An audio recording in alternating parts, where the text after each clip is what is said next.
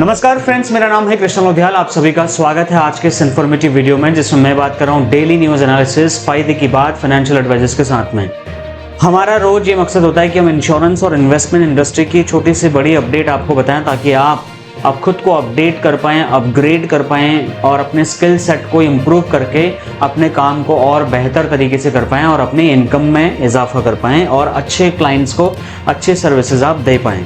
तो फ्रेंड्स, इस कड़ी में एक बहुत ही इंपॉर्टेंट एनालिसिस मैं आपके लिए लेके आया हूं। आप सभी को मैंने पहले बताया था कि IRDAI की तरफ से एक न्यूज़ निकल के आ रही है कि वो सारी के सारी इंश्योरेंस कंपनी को ये बोल रहा है कि आप इंश्योरेंस एडवाइजर्स को और ब्रोकर्स में जो भी आप पैसा इन्वेस्ट कर रहे हो, कुछ ज़्यादा इन्वेस्ट कर रहे हो, इस पर कुछ लगाम लगाओ, इसको थोड़ा अपने खर्चे थोड़े कम करो।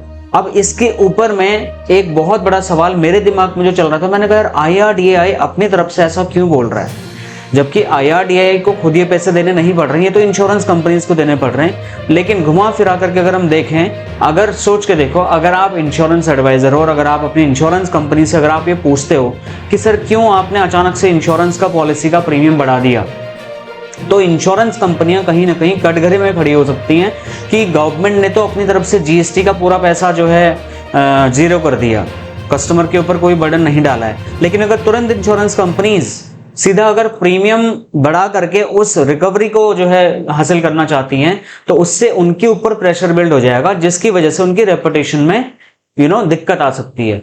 अब इसके लिए मुझे ऐसा लगता है कि सारे इंश्योरेंस कंपनीज ने मिल करके कुछ ऐसा प्लान बनाया होगा, जिससे उन्होंने ऐसा रास्ता निकालने का कोशिश किया होगा कि यार सांप भी मर जाए और लाठी भी ना टूटे। कुछ ऐसा करते हैं कि जो हमें रेगुलेट करता है उससे एक बार बात करते हैं कि हाँ, आप हमें कुछ ऐसा इंस्ट्रक्शन दे दो जिससे कि हम अपने एडवाइजर को, अपने कस्टमर्स को एक स्ट्रेट फॉरवर्ड आंसर दे पाए कि देखो जी, ये हमारी गलती नहीं है, हमने नहीं करवाया, तो IRDAI की तरफ से हमें अप्रूवल मिल रहा है जो कि इस इंडस्ट्री को रेगुलेट करता है। और IRDAI के पास में तो ग्रीवेंस सिस्टम खुद का है और वहां पर खुद के ऊपर आने वाली कंप्लेंट्स को क्या ही सॉल्व करता होगा, ऐसा मुझे लगता है। तो इस एनालिसिस में मैं आपको बताऊंगा कि आगे होने वाला क्या है और आपको उससे बचने के लिए क्या करना है। बहुत सारे लोग हैं जो इस बीच में हार मान करके, बैक ऑफ करके इस बिजनेस को छोड़ के चले जाएंगे, लेकिन मेरे हिसाब से आप उन एडवाइजरों में से एक होने चाहिए जिनको बाउंस बैक करना चाहिए।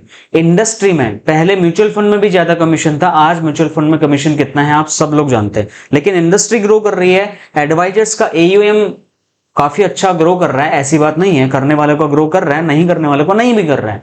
और वहीं अगर इंश्योरेंस में भी अगर आप देखें 30 छोड़ो 50% भी कमीशन होता, तो कई सारे इंश्योरेंस एडवाइजर 50% कमीशन में भी अच्छा बिजनेस आज के डेट में नहीं कर रहे हैं और कुछ इंश्योरेंस एडवाइजर्स बहुत बढ़िया कर रहे हैं। तो कुल मिलाकर ये आपके ऊपर डिपेंड करता है कि आप कितनी भी विषम परिस्थितियों में अपने बिजनेस को सस्टेन करने के लिए क्या एक्टिविटीज करते हो, किस तरीके से बाउंस बैक करते हो। तो मैं आपको एक वजह ये बताऊंगा कि किस तरीके से इस गेम को पलटने की कोशिश हो रही है। तो वजह क्या है, एजेंटों के कमीशन को कम करने की, और अब आपको क्या करना है कि बहुत सारे तरीके मैं आपको बताऊंगा। ध्यान से समझने वाली बात तो ये है माय डियर फ्रेंड्स, मैं कुछ क्वेश्चंस आपके सामने रखूंगा, हो सके तो आपको भी उनके जवाब जो आपके हिसाब से लगते हैं कमेंट करके जरूर देने चाहिए, बट फिर भी मैं तो आपको जवाब देने के लिए आया ही हूं। सरकार ने GST और ITC को लेकर के ऐसा क्या बड़ा बदलाव किया जिससे कि बीमा इंश्योरेंस कंपनीज को जो रेगुलेटर तक जाने की सोच रही हैं। और एक सबसे बड़ा अपडेट ये भी है कि बहुत सारे इंश्योरेंस कंपनियां सच में रेगुलेटर के पास जाने वाली हैं,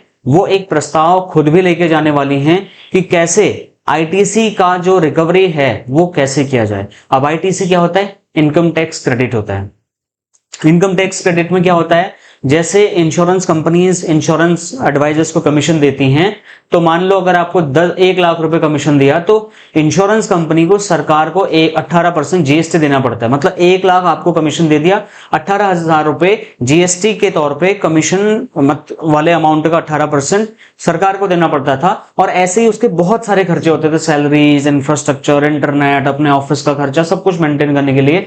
तो उस पर भी वो जो GST बिल पे करते थे, टोटल जितना उन्होंने GST पे किया सरकार को, उसका जितना टोटल अमाउंट होता था, अपने टोटल एक्सपेंस में से उसको माइनस कर लिया करते थे, जिससे उनकी लागत में थोड़ी कमी होती थी, मतलब लागत अमाउंट को कम किया जा सकता था। अब वो जब GST हटा दिया, ऐसा क्या बदलाव किया इंश्योरेंस में, लाइफ इंश्योरेंस हो, हेल्थ इंश्योरेंस हो, या फिर जो है सीनियर सिटीजन का इंश्योरेंस हो, टर्म इंश्योरेंस हो, सब पे GST जो है खत्म कर दिया, जीएसटी लगेगा ही नहीं। अगर हम ग्रुप इंश्योरेंस की बात करें तो वहां पे जीएसटी लग रहा है। तो इस बदलाव के बाद में इंश्योरेंस कंपनियां IRDAI के पास में जाने वाली हैं और जाने के बाद में वो क्या बोलने वाली है मैंने आपको बताया। तो सरकार ने जीएसटी और आईटीसी को लेकर के ऐसा जो बड़ा बदलाव किया है, आईटीसी को बड़ा बदलाव में उन्होंने क्या बोला कि अब आईटीसी का रूल खत्म कर दिया है, तो अब आईटीसी फाइल ही नहीं कर सकते। 22 सितंबर 2025 से इंश्योरेंस प्रीमियम और आईटीसी पर कौन सा नया नियम लागू हुआ है? नया नियम यही लागू हुआ है कि उनको आईटीसी के ऊपर क्लेम नहीं किया जा सकता है, ठीक है, 22 सितंबर के बाद में। अब आईटीसी हटने से पहले और अब बीमा कंपनियों पर जो लागत का असर था वो कैसे बदल गया? पहले जो लागत आती थी उसको नॉक ऑफ किया जा सकता था बहुत हद तक जीएसटी आईटीसी इनपुट क्रेडिट लेकर के, लेकिन अब ऐसा नहीं हो सकता है। तो आई होप मैं आपको डिटेल में अच्छे से समझा पा रहा हूँ। अब बीमा कंपनियां IRDAI से आखिर किस तरह की राहत मांगने की बात कर रही हैं, और वो राहत माय डियर फ्रेंड्स यही है। मैं आपका फालतू टाइम वेस्ट नहीं करता, मैं सीधे मुद्दे पे आकर के आपको बता देता हूं कि इस वीडियो में मिलने वाला क्या है, ताकि वीडियो स्टार्ट होने के 2 मिनट के अंदर ही आपको समझ में आ जाए कि अच्छा इस टॉपिक पे बात होने वाली है। तो मैंने पहले ही आपको क्लियर कर दिया था कि वो जो जाने वाली है इंश्योरेंस कंपनीज IRDAI के पास में, वो यही बोलने वाली कि देखो हमारे ऊपर अगर क्लाइंट पूछेगा कि हम क्यों प्रीमियम बढ़ा रहे हैं या फिर हम इंश्योरेंस एडवाइजर्स का कमीशन क्यों कम कर रहे हैं, हमारे ऊपर दबाव बन जाएगा।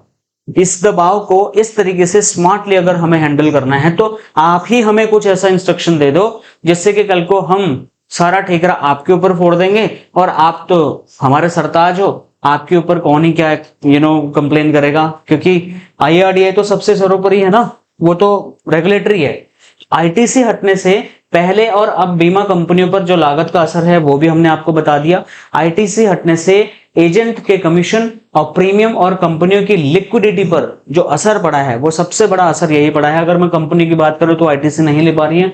इंश्योरेंस के कमीशन के ऊपर में इंपैक्ट अभी नहीं पड़ा है, बट बहुत जल्दी इंश्योरेंस एडवाइजर्स के कमीशन के ऊपर बहुत बड़ा चेंज देखने को आपको मिल सकता है। बहुत सारे इंश्योरेंस कंपनीज आपको नया कमीशन स्ट्रक्चर इंट्रोड्यूस कर सकती हैं। बहुत सारी इंश्योरेंस कंपनीज का कहना यह भी है कि हम IRDAI के पास में जाएं और IRDAI हमें इस तरह की मंजूरी दे दे कि हम अपने कमीशन स्ट्रक्चर को थोड़ा सा बदलाव कर सकते हैं, और कमीशन स्ट्रक्चर को जब हम बदलाव करेंगे तो उससे हम कुछ हद तक अपना आईटीसी का जो हमें नुकसान हो रहा है, जो हम अपना लागत मूल्य कम नहीं कर पा रहे हैं, उसको थोड़ा इंश्योरेंस एडवाइजर्स के कमीशन से या ब्रोकर को दिए जाने वाले कमीशन से थोड़ा सा हम बैलेंस कर पाएं।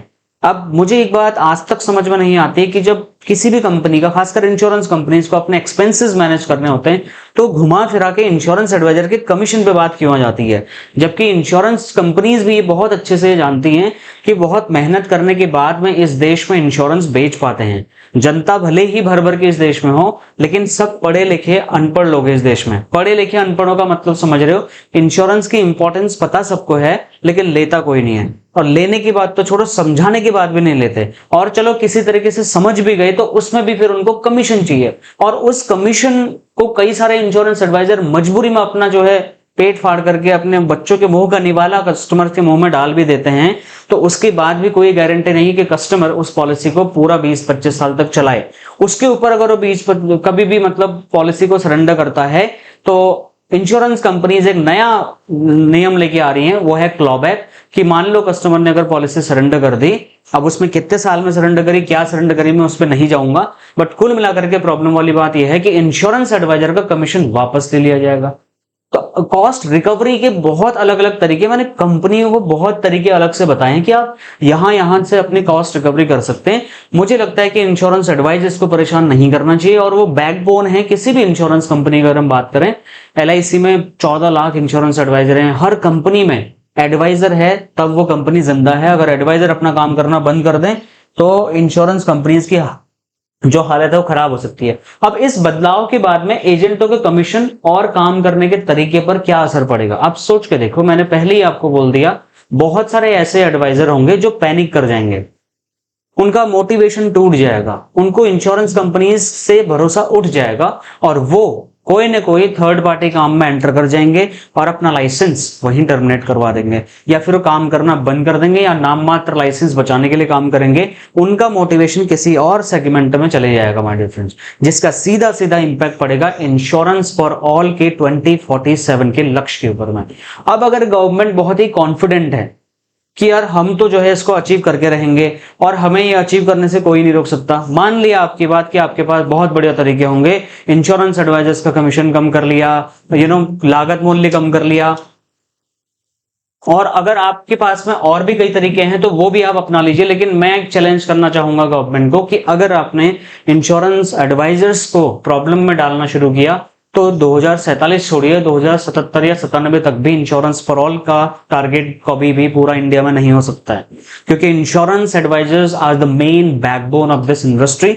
और हाँ, अगर आपको करना ही है, आपको कोई शॉर्टकट नहीं चाहिए, तो आप इंडिया में इंश्योरेंस फॉर ऑल को मैंडेटरी कर दो। जैसे आपने गाड़ी का इंश्योरेंस मैंडेटरी किया है, वैसे आप लाइफ इंश्योरेंस और हेल्थ इंश्योरेंस मैंडेटरी कर दो। उसके बाद में इंश्योरेंस एडवाइजर के पास भी कमी नहीं रहेगी कस्टमर्स की। लेकिन फिर अलग चैलेंजेस सामने आएंगे my dear friends, misselling के चैलेंजेस होंगे, बहुत सारे प्रॉब्लम्स ऐसे आएंगे। लोग नाम मात्र का इंश्योरेंस लेकर के बस दिखाने के लिए इंश्योरेंस ले लेंगे, उससे भी प्रॉब्लम सॉल्व नहीं होगी।